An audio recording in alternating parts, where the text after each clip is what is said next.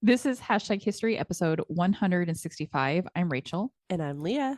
And I think before we begin, we do have to address is it even an elephant in the room anymore if the whole room is just elephants? Go ahead. Right? Yeah. Yeah. I mean, you could probably hear once again the third time we're recording this season, and one of us is sick. One of us being me. One of them. I am This sick. time it's Leah. We are sick often with young kids, but there are weeks of reprieve. Totally. Those weeks are just never when we're recording. Right. So for the sake of this season, it just sounds like we've been sick for 6 months in a row. That's what it feels like this Yeah. year, to be honest. But yeah, especially for you guys, that's what it seems like. Yeah, for sure. So if you hear sniffles, this is not the longest cold ever in existence that Leah still has. This is, in fact, the third cold she's had Yes. in the 3 months we've been recording this season. Yeah. Yeah. That's all. Just the third cold I've had. Well, this week we are talking about the annexation of Hawaii, otherwise known as the overthrow of the Hawaiian Kingdom. Because when Hawaii was annexed to the United States, becoming the 50th state to join the Union, it was done so via a coup d'etat that overthrew the sovereignty of the Hawaiian people, something the vast majority of them were largely against. The US's motivations were obvious. They had major economic interest in Hawaii from the goods available there, like sugar and pineapple. We'll get more into this later. But also, obviously, the access to a naval base in the Pacific at Pearl Harbor. And this was something, as I was putting together this episode, I was thinking about tourism and obviously how lucrative Hawaii is to the US economy, largely because of the tourism there. But that was not so much a motivation at this time. Tourism really wasn't that much of a thing in the 1890s. I actually wrote about this in my book, The Real Jaws, about how tourism and traveling for leisure didn't really become a thing until roughly 1916. But we do know, of course, that in the long run, that the annexation of Hawaii, though not motivated by tourism, certainly has played a large role in the US's continued interest in it. I mean, nearly 10 million people visit Hawaii every single year, with 7 to 7.5 million of those tourists being from the mainland. Yeah. I feel like amongst my work colleagues, if anyone's going on vacation, I'm trying to think of a good number, but like 7 times out of 10, they're going to Hawaii. Well, especially since Southwest started flying to Hawaii. I know. It's like that made a huge difference. And I think it's probably, we're California girls. So Hawaii as a vacation spot is like very, very common. Obviously, if you live, I don't know, in Illinois, 7 times out of 10, it's not Hawaii, probably. Yeah, you're going somewhere else. You're going to right. the Bahamas. You're not going to Hawaii. Exactly. But yeah, for us, I feel, if anyone's going to on vacation, it's either to Hawaii or Disneyland. Yeah. Very, very different vibes. Oh, either of those things sound nice. The word vacation sounds nice. You could just stop there. The US's annexation of Hawaii was so bad that Congress formally apologized for it in 1993, the 100th anniversary of the overthrow of the Hawaiian monarchy, acknowledging that what they had done was morally unethical and that the Hawaiian people had never formally relinquished their lands and sovereignty over to the US. So that's this week's topic. Yay. Yay. It's a heavy one. But because this week is Hawaiian themed, I know that this cocktail is going to be heavenly. Did I choose this topic simply because I was foreseeing an amazing cocktail? Maybe. So to that, I say let's drink for some levity. Okay. Okay. ... I'm Rachel. And I'm Leah. And this is Hashtag History, the podcast for both history nerds and history haters alike, where we dive into history's greatest stories of controversy, conspiracy, and corruption.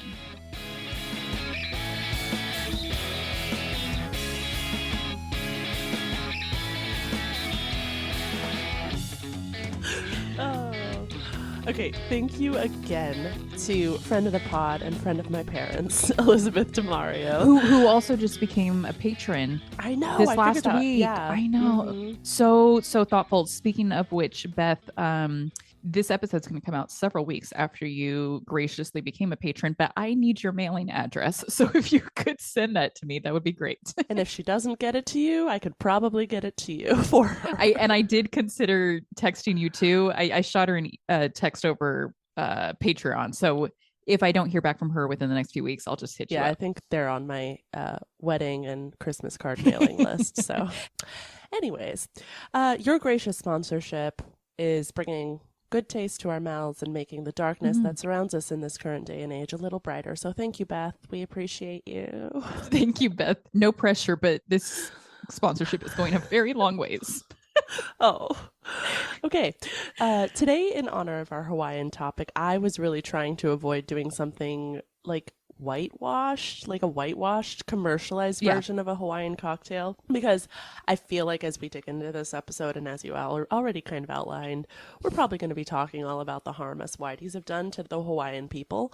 Yeah. I would say it's on brand. Yeah, but shocker, all I could find is whitewashed, touristy, kitschy, Hawaiian-themed tiki drinks. There you so go. we're going to have to drink one of those, I say disappointedly. Yeah, no, I mean, that is disappointing, but as we will get into in this episode, the culture has been decimated. Yeah. So that is no surprise to me that you couldn't find something like native. And again, it does unfortunately align with today's topic is whitewashed Hawaiian history. Yep. Okay. Well, on that note, Mama loves a tiki themed drink, so we're going to be drinking the Blue Hawaii. Not to be confused with the Blue Hawaiian, which is exactly what it looks like. So this contains vodka, rum, blue curacao, pineapple juice, lime juice, and simple syrup, or in a couple variations, the lime juice and simple syrup is replaced with sweet and sour mix. So you go either way.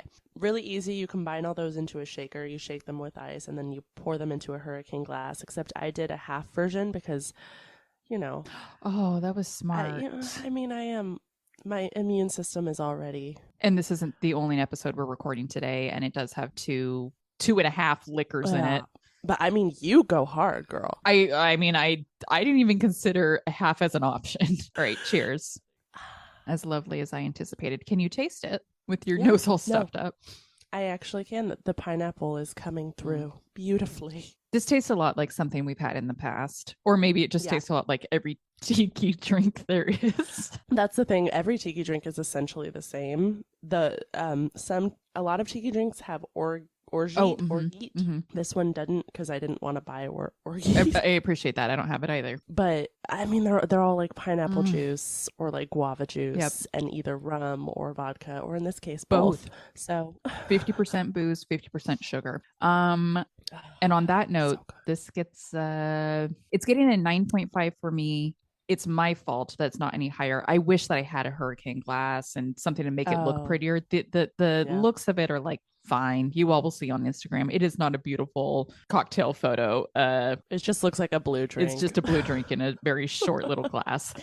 If this was like served me with an umbrella sticking out of it, it would be a more than pool, 10. or on the beach. Can you imagine? I am going to be in Palm Springs in a week. Hopefully you're feeling better by then. I'll probably have another cold, so. It'll be a different cold by then. Yes. Yes. Let me clarify. Yep. A different cold. Yes. What is your rating? 9.5. I like that. Honestly, I'm going 10. There's no reason. There's nothing about it I don't like. And you have a prettier glass. That's true. It's also not a hurricane glass, but it's kind of like a martini glass. All right. Well, thank you. That was excellent, as I knew that it would be when I selected this topic. And thank you to Beth. Yeah. Thank you so much, Beth, for all of the things. All the things. All the things, including just liking and commenting on things on social media. We love it. Okay, before we can talk about the annexation, we first have to discuss what the government looked like in Hawaii before the U.S. infiltrated. Starting in the late 1700s, the islands were ruled by a monarch, the Kamehameha dynasty. Hawaii was recognized as a sovereign and independent nation. Beginning in the 1820s, American and British missionaries began traveling to the islands to convert the Hawaiians to Christianity. And that's when they realized, like, hey, this is a pretty cool Kind of place. nice. Kind of nice here. It's kind of nice here. I like the weather and the water.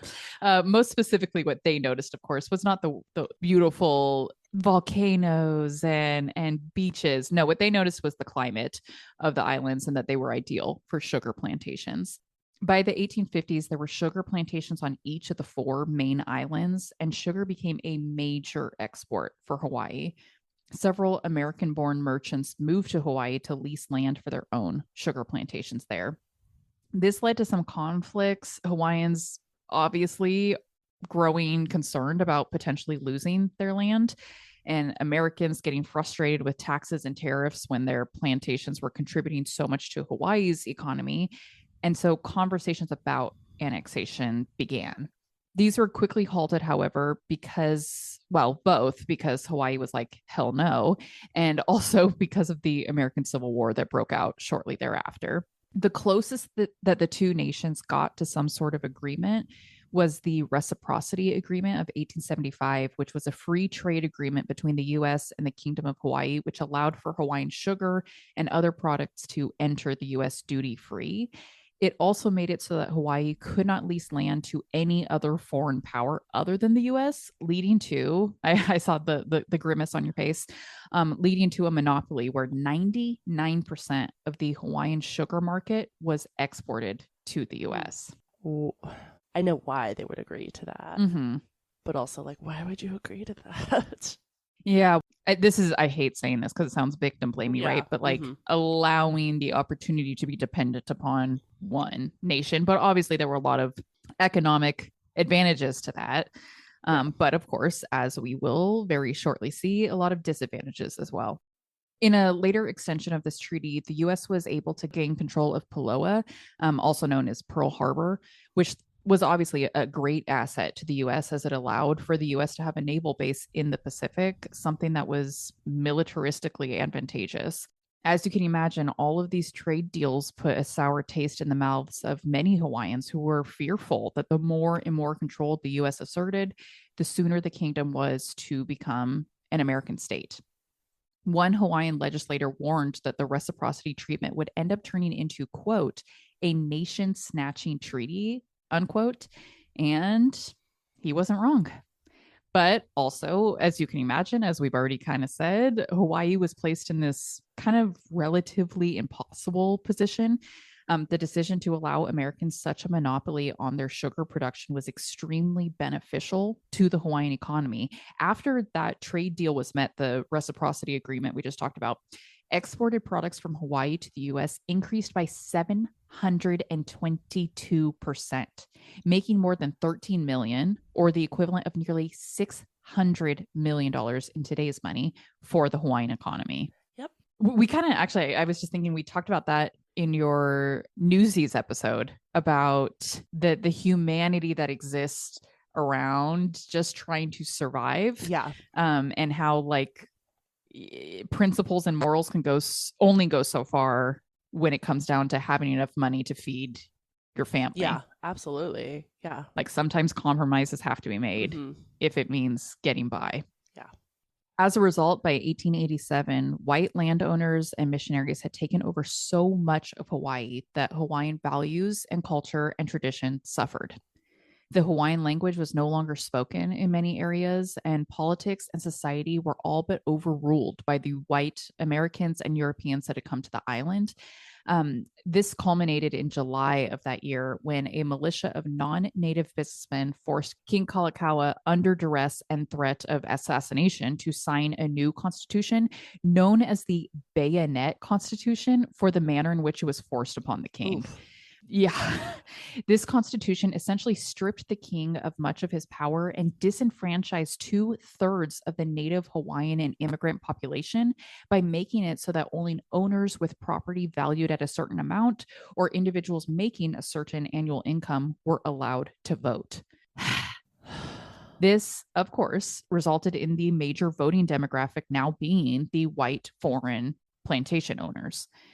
not only could the white foreigners direct politics and society with their vote, but also under this new constitution, they could run for office and still retain their citizenship in the US. Another thing that just like kind of popped into my mind while you were saying that was just like the culture of Hawaiians prior to this kind of like industrialization or like take over this, you know, these plantation owners, they didn't own land, or they, you know what I mean? Like, I know that they were modernizing just like everybody was in the 1800s, but like, I don't know. I feel like I'm sure there were some people that were like large landowners, businessmen, that sort of thing. Yeah. But it wasn't like the culture. Most people are just like yes, normal people living there. The culture of capitalism. Yeah. And also, I think this is kind of what you're saying too, is and this continues to exist for many Native Hawaiians, is a deeper connection to their land, to the land than we have any idea. You know, than we've ever experienced. A deeper connection and respect for land that goes so far beyond how much money can I make off of this soil. Yes. And we just did an episode about the Chinese Exclusion Act, and that certainly applies here as well. Many of the people working on these sugar plantations were Chinese immigrants who, under this new constitution, were banned from gaining citizenship and thus were not allowed to vote. In 1890, these tensions heightened when the U.S. Congress passed then Representative William McKinley, he's later going to become a U.S. president, his very unpopular Tariffs Act. Cough. Oh. They were so unpopular that they led to the Republican Party losing 100 seats in the 1890 midterms. Cough. This is one of those examples of where history is allowed to repeat itself. You know how we're always saying history, just please don't let history repeat itself. Could we though? Could we hear just one time? This is an isolated example where you are welcome to take notes so that we may repeat this precisely. Due to the tariffs, the free trade between Hawaii and the U.S. no longer existed under that reciprocity agreement. This meant that other places like Cuba, which was under military occupation of the U.S. at the time, could export sugar to the U.S. without paying tariffs. This obviously resulted in a loss of the monopoly that Hawaii had once held on sugar, and their sales plummeted. You might think that this would lead to Hawaii making the unfortunate decision to annex to the U.S. It would be economically advantageous. That's what a lot of Americans hoped and believed would be the result. But I think what pro-annexation people weren't counting on was a badass queen coming in to take the reins. I don't know all of the details, but I do know that there's a badass queen. Like, that's, you know what I mean? And that actually was my knowledge too. I knew like a little bit about the annexation of Hawaii before I started this episode, but I knew about her for sure. I knew that she was very involved in this. Yeah. Did I tell you that there was one time that someone asked if my last name was Hawaiian? No, but that kind of makes sense to me, actually. I thought it was funny. It was my fifth grade teacher. I was transferring from a different class into his class, and he asked the class, "Who knows this girl? Is she Hawaiian?" And everybody laughed. You should have lied. You should have lied. Knew me. Like, yes, my great is Lili Ukulani. Don't you know? Yeah, I'm descendant of a queen. Yeah, exactly. I've never once thought that about your last name, probably just because you had already told me your origins, but that makes a lot of sense, actually. And I think that you should rebrand. Okay. From here going forward, you are related to Queen Lili Ukulani. Okay. In 1891, King Kalakaua died, leaving the throne to his sister, Queen Lili Ukulani, who would become the last reigning monarch of the Kingdom of Hawaii. So let's look at a picture of her before we continue. I'm confident you've already seen a picture of her because anytime you think of Hawaiian history, she's right there. She looks cool. Sorry, more. I didn't really see what actually even looked at the picture yet. She looks cool. Okay, moving on.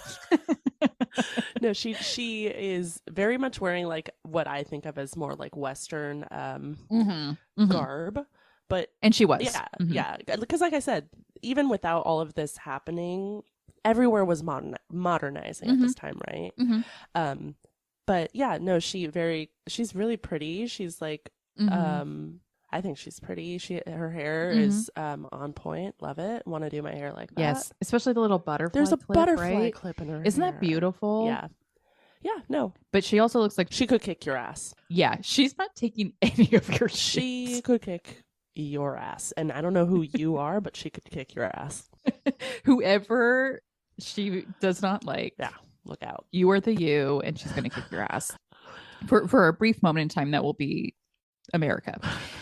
Many Americans had thought Liliuokalani coming into power would be advantageous to them, as she was an English-speaking Christian woman. That's kind of those Western influences that you were seeing in her garb. Yeah. But no. She did not want any of their bullshit. Her primary agenda on taking the throne was to break the economic dependence that Hawaii had on the U.S. and to give political power back to the native Hawaiians. She proposed a brand new constitution, the Constitution of 1893, which was informed by the direct desires of the people of Hawaii. She traveled on horseback across the islands and spoke with the people directly about what they wanted in this new constitution. The 1893 Constitution proposed adjustments to the land ownership requirements of the Bayonet Constitution, making it so that more Native Hawaiians could vote. It also proposed eliminating the voting rights of white non-natives. And while this draft constitution was extremely popular among the native people, Queen Liliuokalani's cabinet refused to support it for fear of what might happen if they did. Mm-hmm. Something that I think we really need to like pause and reflect on too is this constitution. Like I said, it's informed by the desires of the people of Hawaii.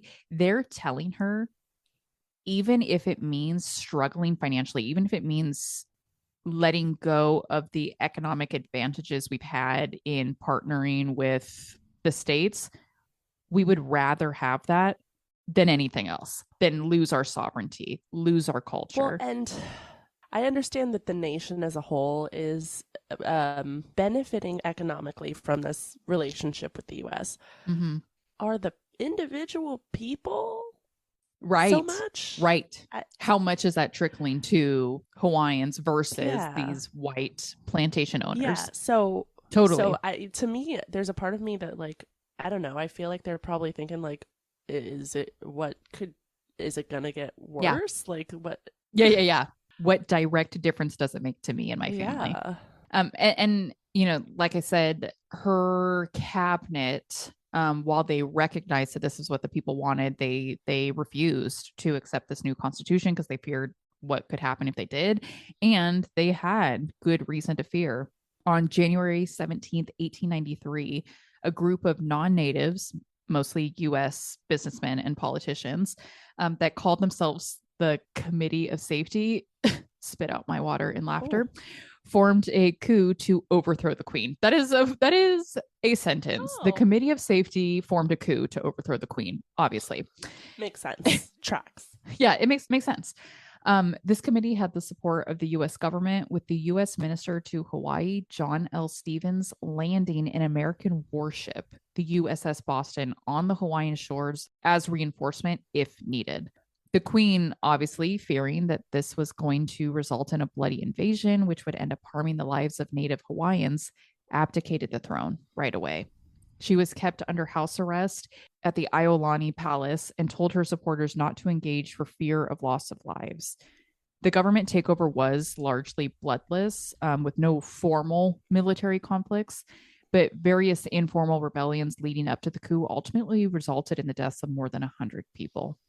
This supposed Committee of Safety, under the direction of Minister Stevens, proclaimed themselves the official government of Hawaii and a U.S. protectorate, meaning that they were controlled by the U.S., but were not officially a state or territory.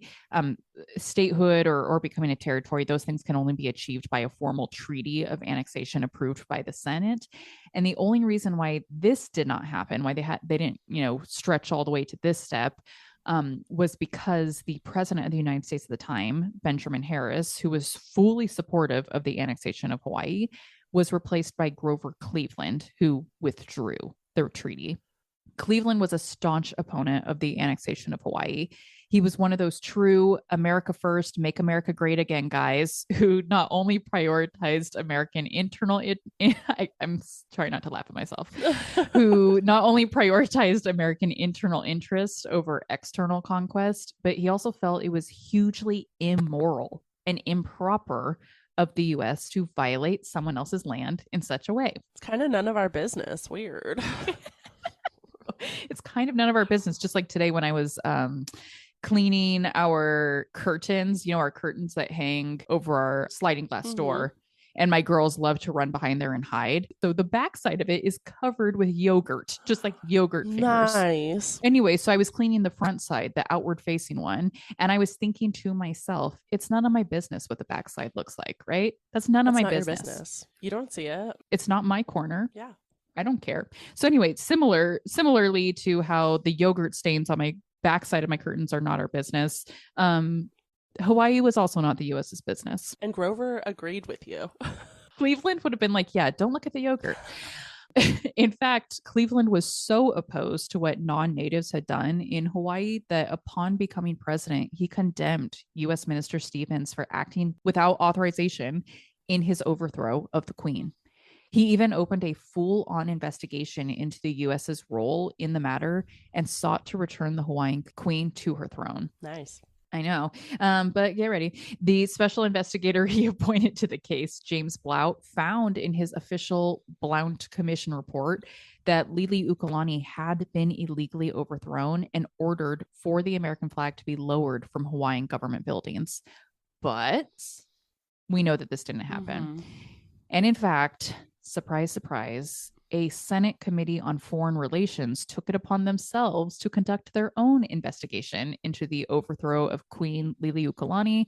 And this committee, made up of mostly pro-annexation senators, wrote their own Morgan report, which discredited the findings of the Blount report, stating that Minister Stevens had not done anything wrong when the Hawaiian government was overthrown.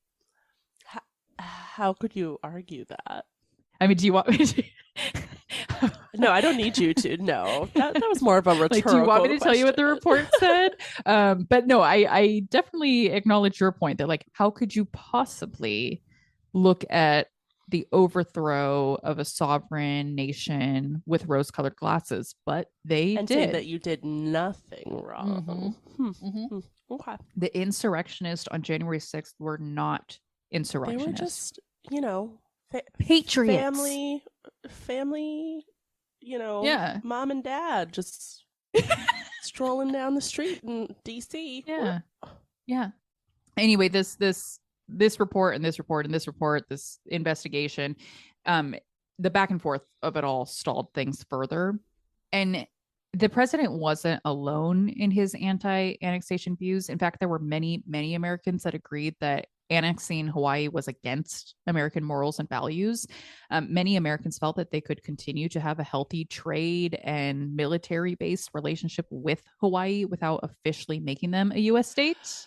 Yep. Yeah, no, it does. You did just bring up a point that's very obvious to me now that I've thought of it, but and I understand this is 400 years later from American, I don't know the exact number, American independence, but it's this country was founded on not wanting to be ruled by an external ruler who has no knowledge or understanding of what is going on and happening with its people. So yes, the whole idea of the U.S.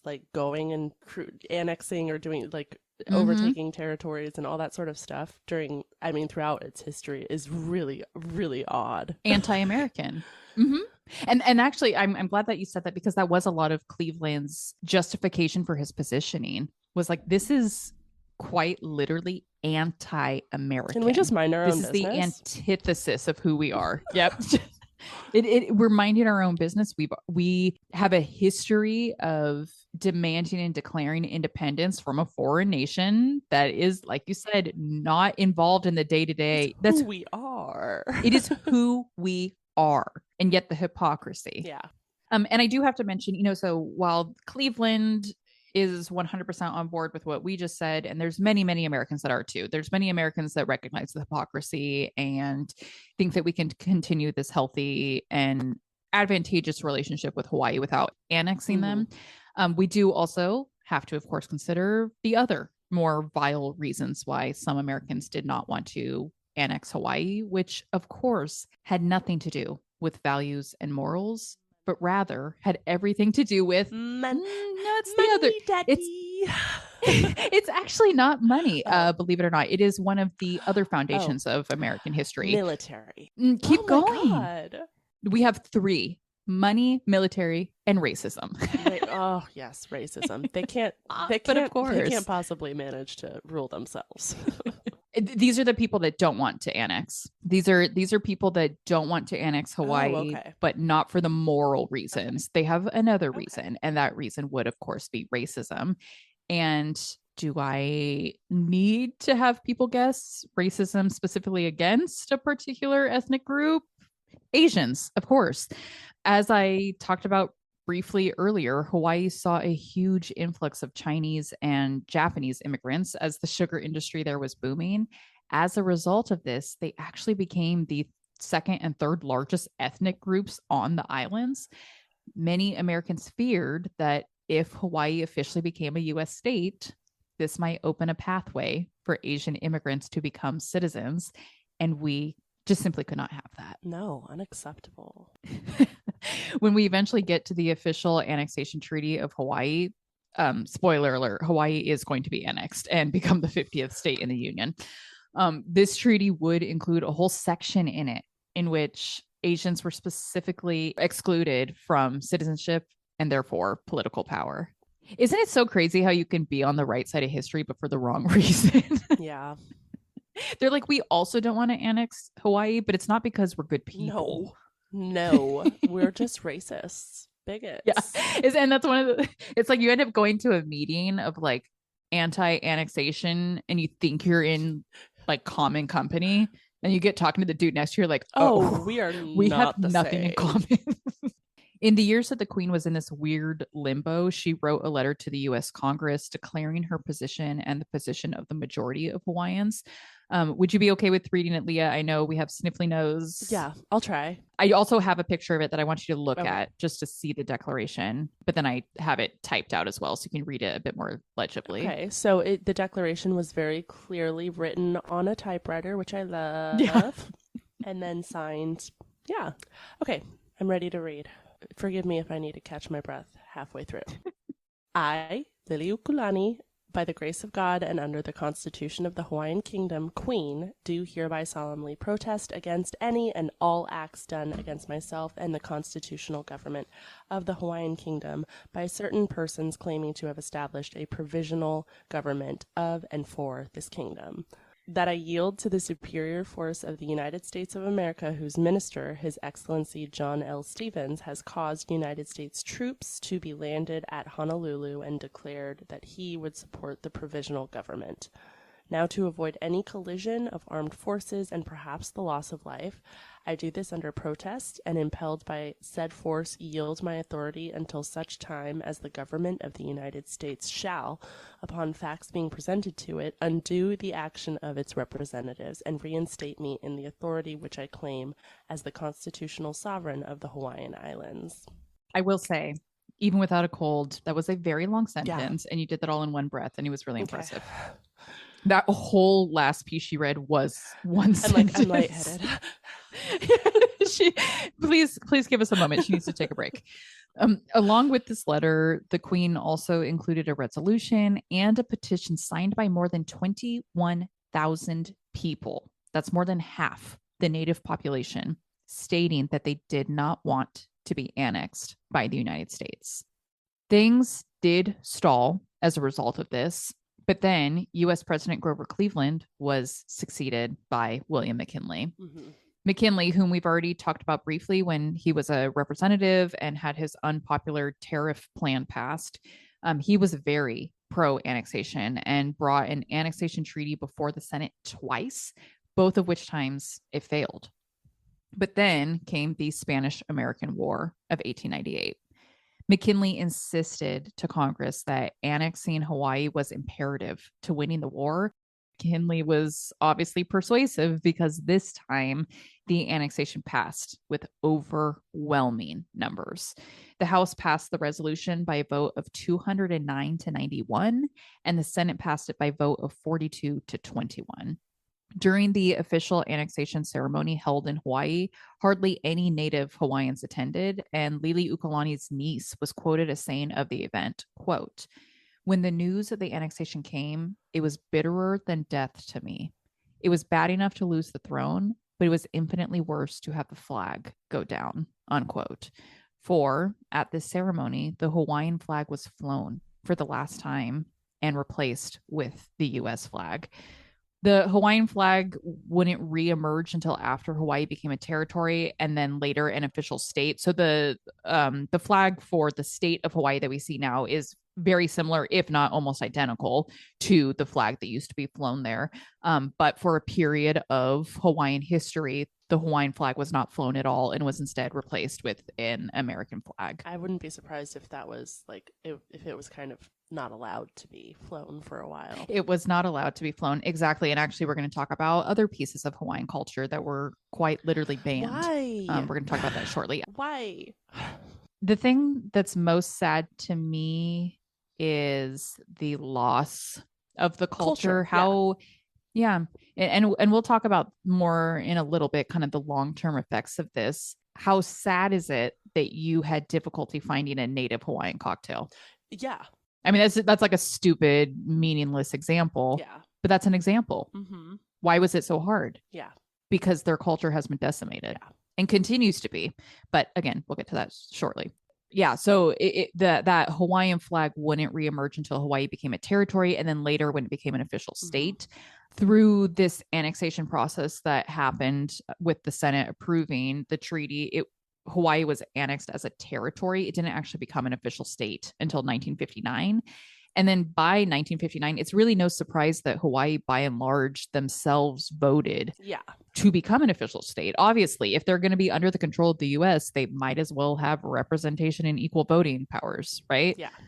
On August 21st, 1959, then U.S. President Dwight D. Eisenhower, whom you may remember from our American Presidents 101 episode, was the one that attempted a squirrel ban on the White House lawn. We had a very passionate conversation about that.